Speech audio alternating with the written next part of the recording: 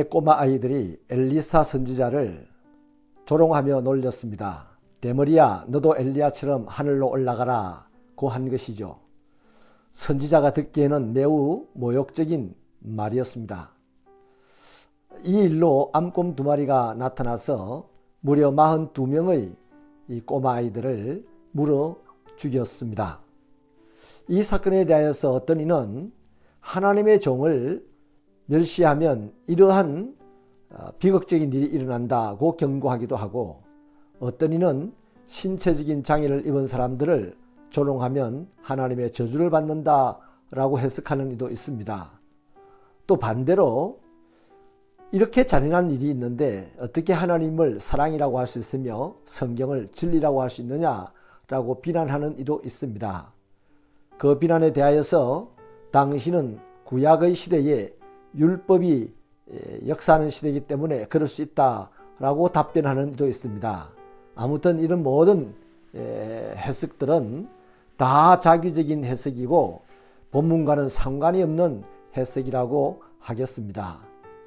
본문은 하나님이 세워주신 리더십을 부정하게 되었을 때 그것은 하나님을 멸시하는 행위라는 것을 가르치고자 함입니다.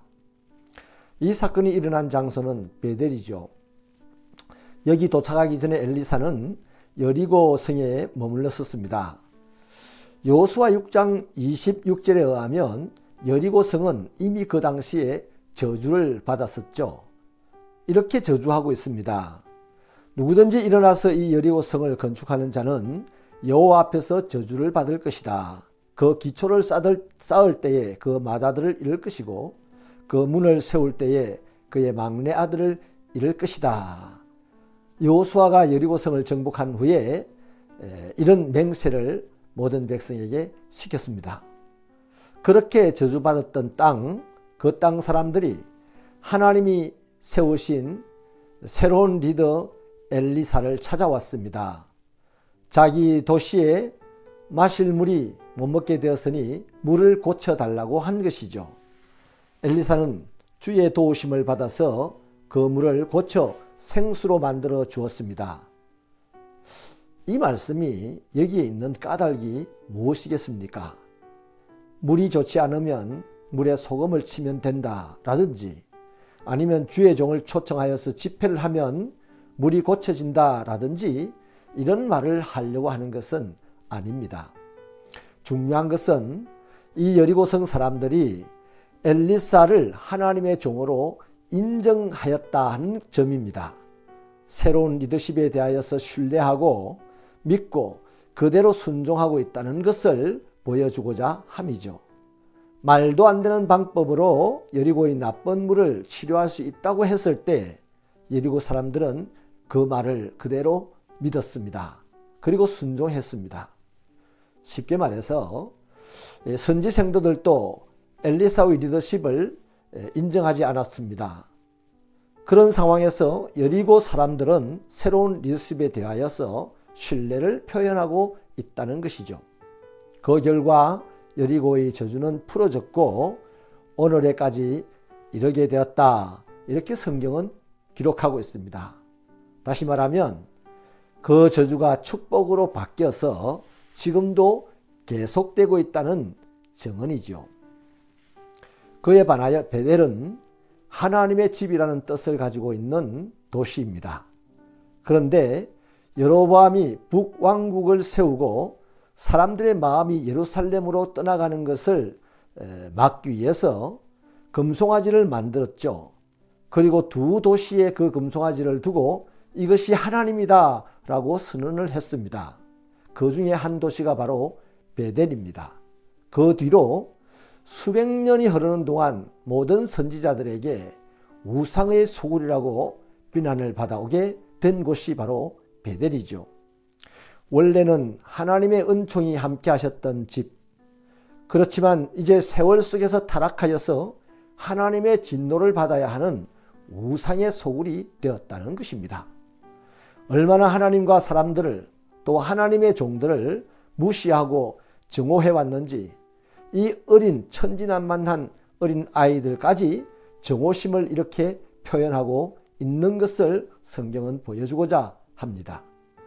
여리고 사람들과 베델 사람들은 새로운 리더십에 대한 극단적으로 다른 태도를 가지고 있다는 것이죠. 여리고는 한때 저주의 성이었지만 지금은 하나님을 인정하고 하나님의 사람들을 따르며 살고 있는 도시가 되었고, 베델은 한때 하나님의 집이었지만 지금은 하나님을 부인하고 하나님의 종을 조롱하는 그런 사람들이 살고 있는 도시가 되었습니다.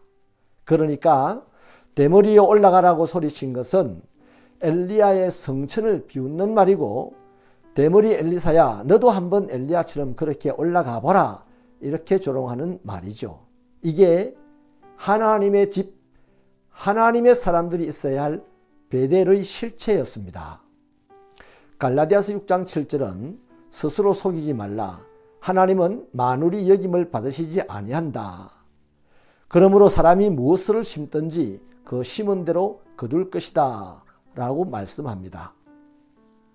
암곰 2마리가 42명의 아이들을 물어 죽인 이 사건은 하나님의 은혜에 감사하고 하나님의 말씀에 헌신해야 할 사람들이 오히려 하나님을 멸시하고 무시하는 그런 상황이 생겼을 때 일벌백계의 의미로 주어진 이 메시지입니다.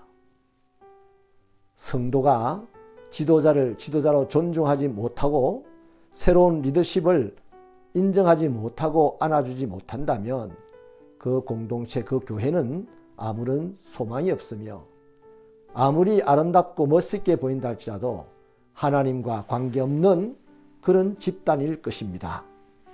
여리고 사람들처럼 하나님의 일을 하는 사람들을 안아주고 신뢰하면 거기에 하나님의 역사가 일어나는 것입니다.